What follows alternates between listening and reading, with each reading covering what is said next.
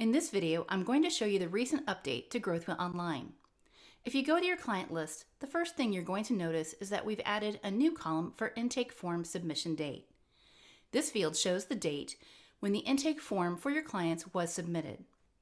Now, if you go into a client's profile that just submitted their intake form, you have the option to change the primary advisor that they are associated with, as sometimes clients might need to work with another advisor from your team. So let's head to their team page in the business profile. Search for the advisor that you want to add onto this client. Now, once it's on the list, if you click the three-dot menu, you're going to notice that you have a new option called Make Primary Advisor. That way, if you click on it, you're going to see that now this user is the primary advisor. It's also indicated with the gray ring outside the primary advisor's picture. You can also switch it back to the previous advisor if necessary. Also, we added the option to revoke access in case you no longer want this advisor to see the client on their advisor list. There is an option to click if you don't want to see this message again.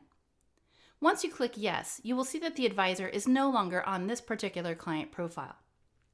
An implication of revoking the advisor's permissions to these clients is that they will not see this client under their My Clients list. Therefore, they will not be able to see any information or add any interactions to this client. Also, another implication of changing the primary advisor is that if you add a primary advisor from another center, this client will be transferred to that center. This only applies if you are a network with more than one center in your organization. And that was our recent update on how to change the primary advisor for your clients.